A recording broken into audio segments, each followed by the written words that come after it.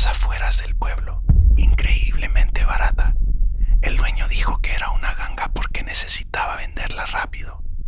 Yo, un estudiante con un presupuesto ajustado, no pregunté más. Firmé los papeles sintiéndome el hombre más afortunado del mundo.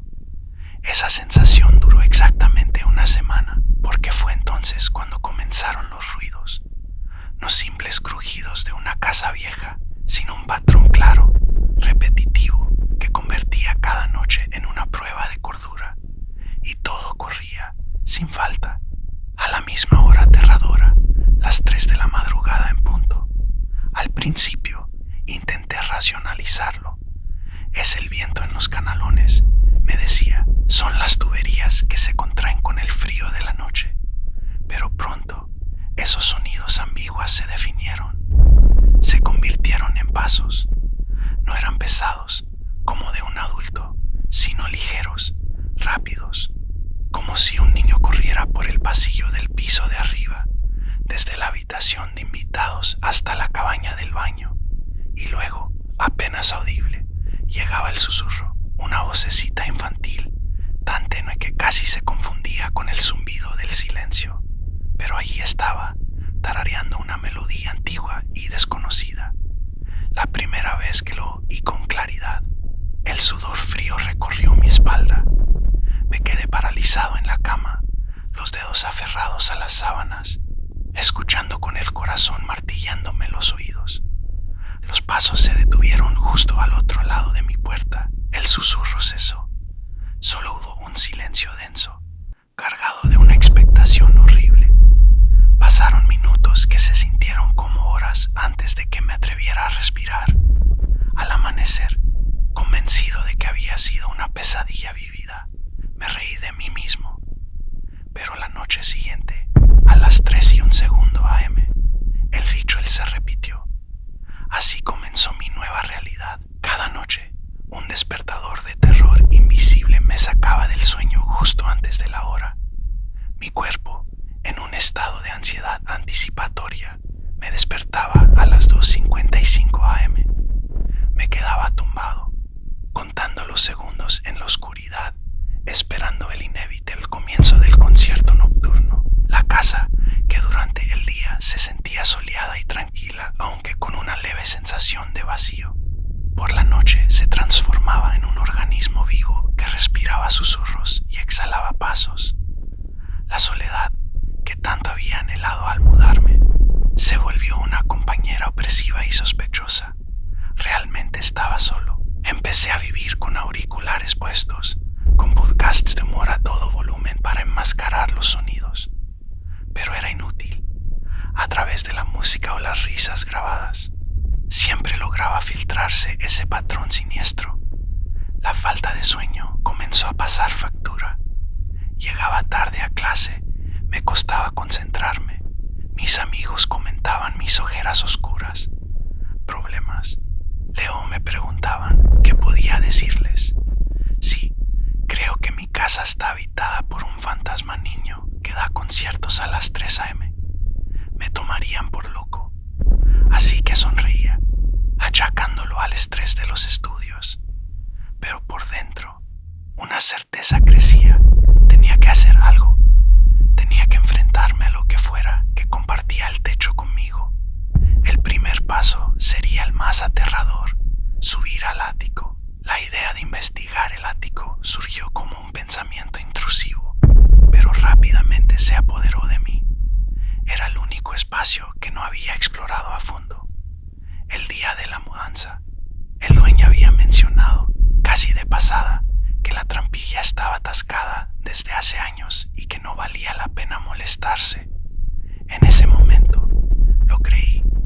Ahora, esa advertencia casual sonaba como una señal de alerta. Qué mejor escondite para un secreto que un lugar al que se desaconseja entrar. Mi mente, alimentada por el cansancio y el pánico, comenzó a crear escenarios cada vez más elaborados. Tal vez un animal había quedado atrapado allí. Quizás eran simplemente ratones. Pero los susurros no encajaban en ninguna explicación lógica. Decidí que la investigación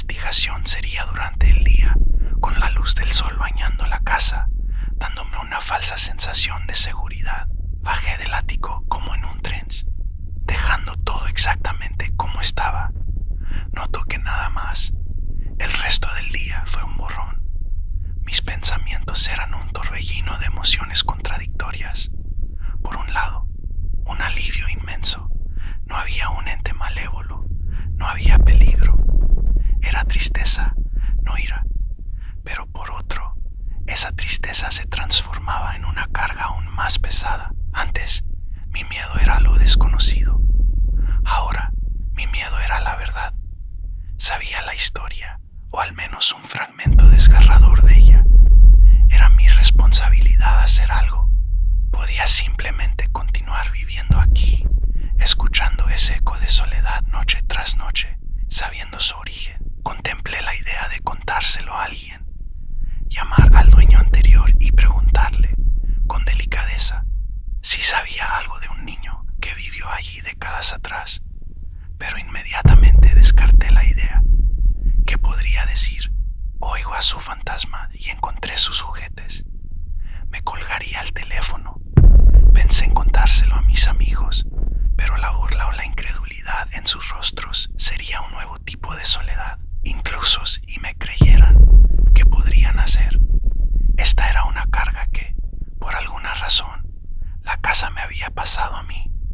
O tal vez yo me la había buscado al elegir la ganga perfecta. Esa noche, a las 2:55 a.m., me desperté como siempre, pero no me quedé inmóvil, aterrorizado. Me senté en la cama, escuchando. A las 3 en punto, comenzaron los pasos ligeros en el pasillo de un lado a otro. El susurro, esa melodía antigua, pero ahora escuché con nuevos oídos. Ya no era un sonido aterrador, era una canción de cuna, una canción triste, cantada por una vocecita que se sentía abandonada. Los pasos no eran de persecución, eran de alguien que paseaba en círculos, aburrido, solo, esperando a que un juego que nunca terminaba por fin acabara. Una oleada de empatía me inundó. Este niño, cuya identidad desconocía, había estado atrapado aquí, en el recuerdo de su propio abandono durante décadas. Y yo, en mi miedo egoísta, solo había querido que se callara, que desapareciera. Sentí vergüenza. El conflicto interno era brutal. Una parte de mí, la práctica, decía, no es tu problema, es un recuerdo, una impresión. No puedes ayudar a un fantasma, solo vive tu vida. Pero otra parte, más profunda, se revelaba. Si yo no hacía nada, si simplemente me acostumbraba a sus susurros como quien se acostumbra al ruido del tráfico, entonces estaría perpetuando su aislamiento. Su grito silencioso en la oscuridad seguiría sin respuesta, noche tras noche, para siempre. Al día siguiente, tomé una decisión. No podía exorcizar la casa, ni quería hacerlo, pero podía reconocer la presencia. Podía, en cierto modo, contestar. Era una idea que sonaba locura, pero en mi situación era la única que me traía un poco de paz. Después de cenar, antes de que anocheciera del todo, subí al ático de nuevo. No fui con miedo, fui con una intención. Llevaba conmigo algo pequeño, un cuaderno nuevo y bonito, y un estuche de lápices de colores. Me arrodillé de nuevo frente al rincón de los juguetes. No toqué los objetos originales. En su lugar, coloqué suavemente el cuaderno nuevo y los lápices al lado de la caja de hojalata. Luego, en voz baja, casi tímidamente, hablé al aire cargado de polvo. Hola, dije. Mi voz sonó ridículamente fuerte en el silencio. Encontré tus cosas. Tus dibujos son muy bonitos. El jardín que pintaste, intentaré cuidarlo. Hice una pausa, sin saber qué más decir. Este cuaderno es para ti, si quieres. Los lápices son nuevos. Los colores son brillantes. Me sentí como un tonto, hablando a la nada. Pero algo en la atmósfera del ático pareció cambiar. El aire se volvió un poco menos denso. La oscuridad un poco menos absoluta. O quizás fue solo mi imaginación. Bajé y me preparé para la noche.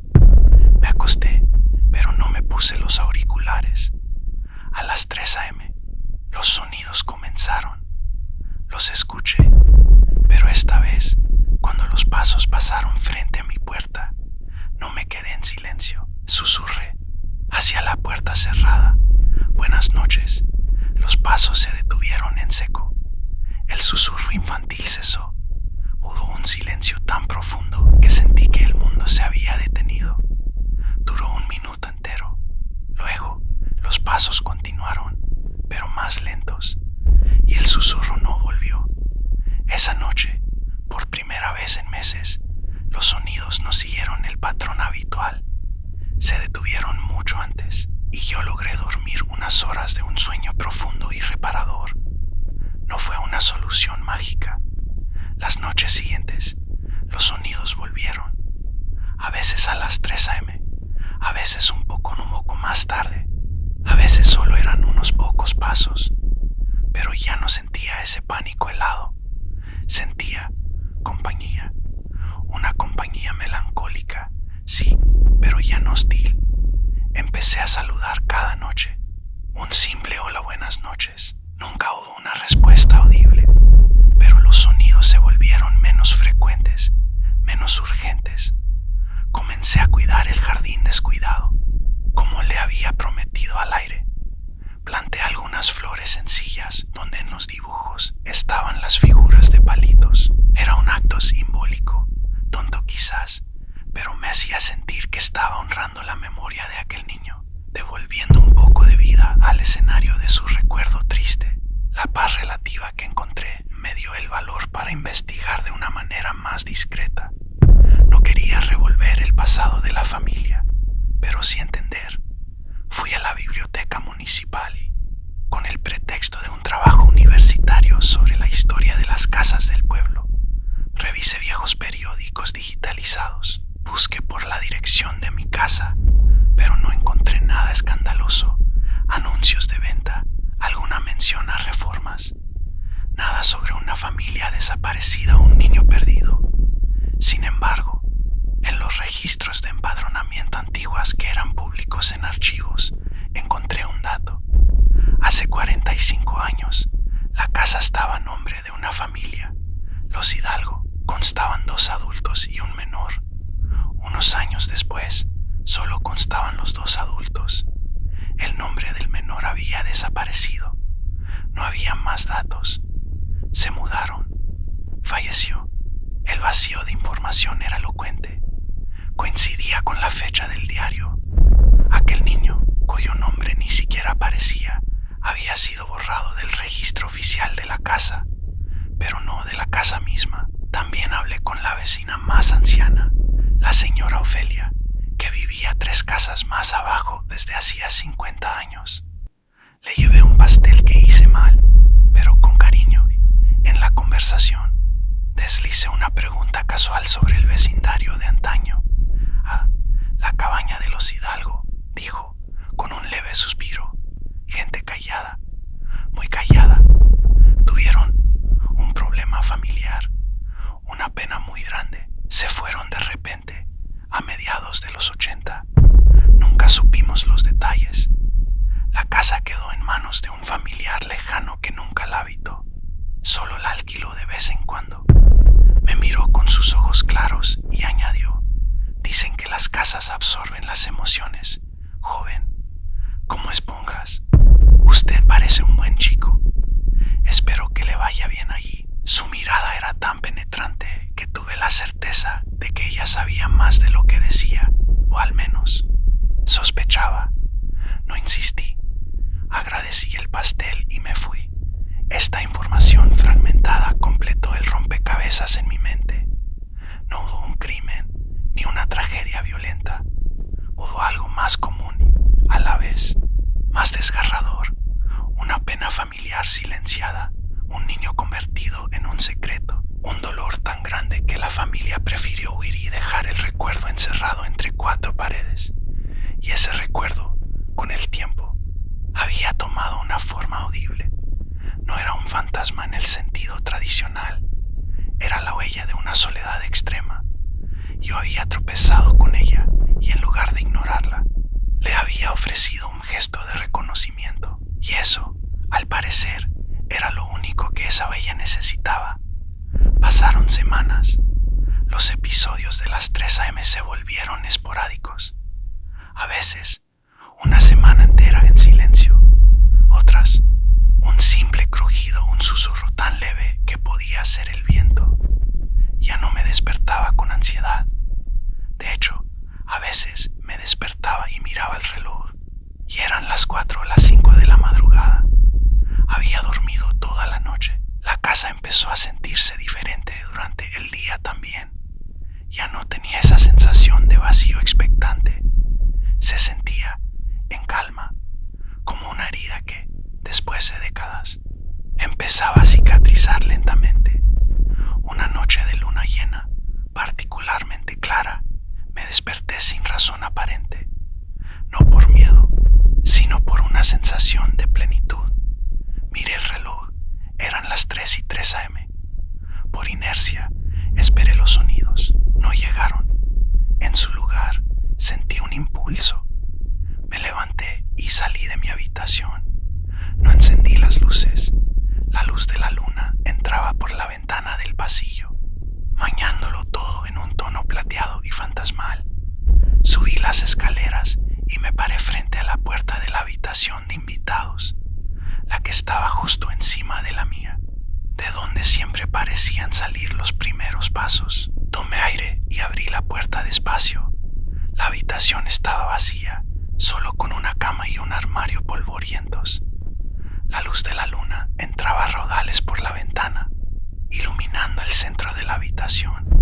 Y por un instante, solo un instante, creí ver la silueta tenue, como un espejismo de vapor de un niño pequeño sentado en el suelo, mirando por la ventana. No tenía miedo. Sentí una profunda tranquilidad. La figura no se volvió. Solo seguía mirando la luna. Luego, como si se disolviera en la propia luz plateada, desapareció. No hubo un final dramático, ni una sensación de partida. Fue algo más sutil, como si una presión constante que yo ni siquiera notaba del todo se hubiera evaporado. Volví a la cama y me dormí inmediatamente. Soñé con un jardín soleado, no con el mío, sino con el de los dibujos. Un niño jugaba con un caballo de madera azul y una mujer, su madre, lo miraba desde la puerta, sonriendo. Era un sueño pacífico, sin sombras. Al despertar, supe que algo fundamental había cambiado. La casa respiraba de manera diferente. Era solo una casa vieja otra vez, con sus crujidos normales, su olor a madera. El peso emocional, la capa de tristeza memorizada, se había disipado. La experiencia me transformó. Ya no era solo el chico que se mudó a una casa barata. Era alguien que había interactuado con un eco del pasado. De alguna manera pequeña, le había dado paz. Y, al hacerlo, me la había dado a mí mismo.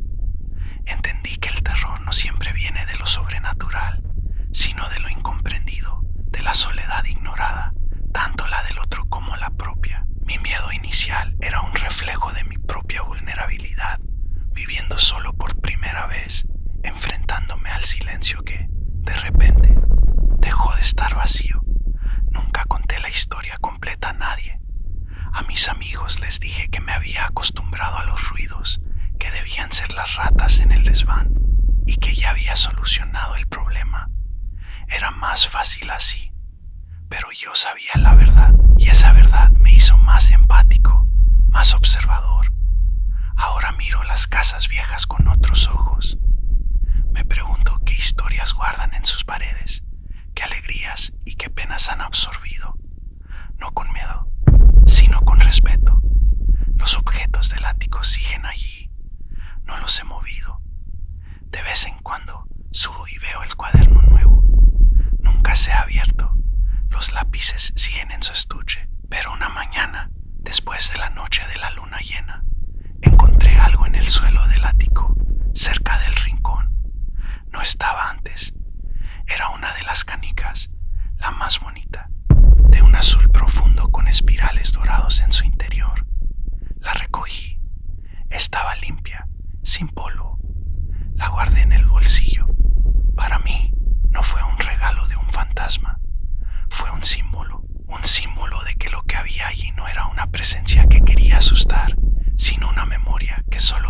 ser vista, aunque fuera por un instante, antes de seguir su camino.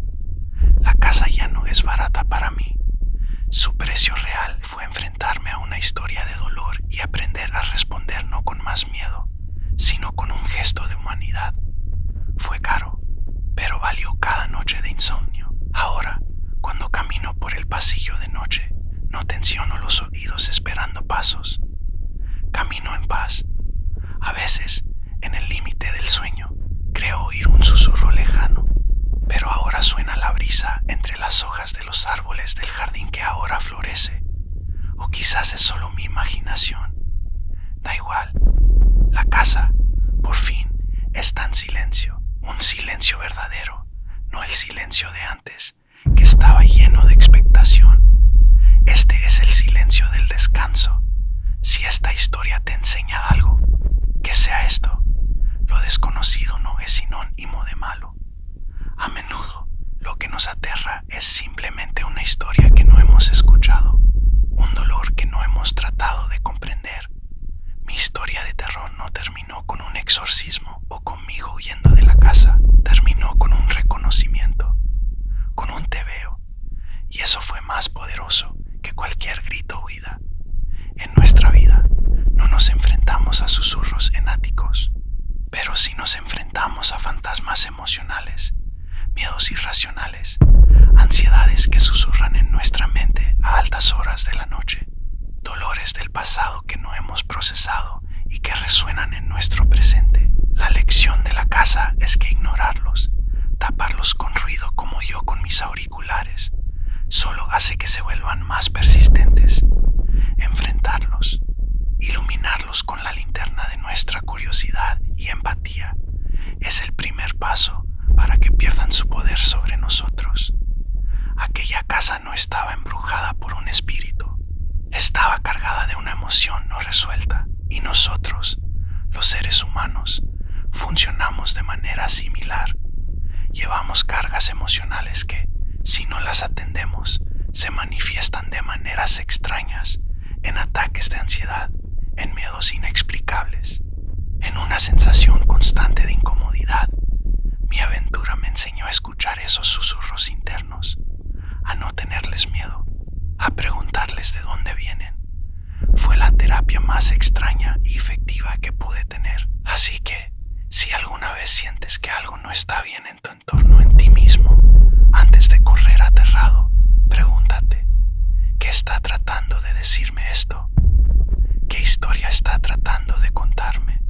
La respuesta puede ser más humana y menos aterradora de lo que crees.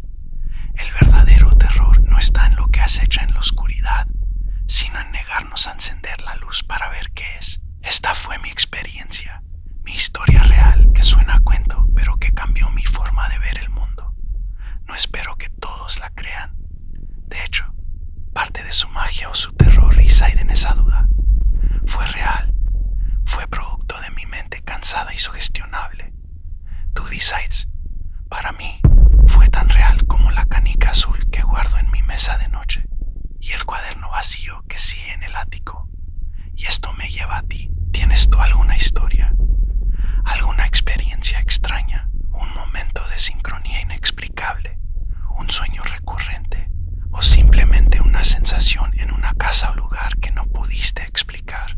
El mundo está lleno de estos ecos, de estas huellas. Lo aterrador no es experimentarlos, sino vivirlos en silencio, pensando que nadie te creerá. Por eso este canal existe. Es un espacio seguro para compartir lo inexplicable, para darle voz a esas historias que susurran en la oscuridad. Un lugar donde no te diremos estás loco, sino cuéntanos más, porque a veces, al compartirlas, les quitamos poder o encontramos a otros que han escuchado susurros similares. Si esta historia resonó contigo, si te hizo pensar o simplemente te mantuvo pegado a la pantalla, entonces hazme un gran favor. Suscríbete al canal y activa la campanita. Cada semana exploramos una nueva historia como esta, ya sea de terror sutil, de misterio urbano o de reflexión emocional sobre lo extraño. Tu suscripción no solo apoya este proyecto, sino que te asegura no perderte ninguna de estas aventuras. Además, en los comentarios quiero leerte. ¿Qué habrías hecho tú en mi lugar? ¿Tienes una anécdota propia que nunca te atreviste a contar? Este es el lugar. Abajo te dejo también un enlace a nuestro Discord, donde una comunidad increíble discute estos temas con respeto y curiosidad. No dejes que tus historias se queden atrapadas en el ático de tu mente. Compártelas. Aquí alguien las escuchará. Gracias por quedarte hasta el final. Recuerda, la próxima vez que oigas un crujido en la noche, antes de asustarte, saluda. Podría ser solo una casa recordando, o podría ser algo más, pero ahora ya tienes las herramientas para enfrentarlo. Hasta el próximo video. Cuídense y escuchen, siempre escuchen.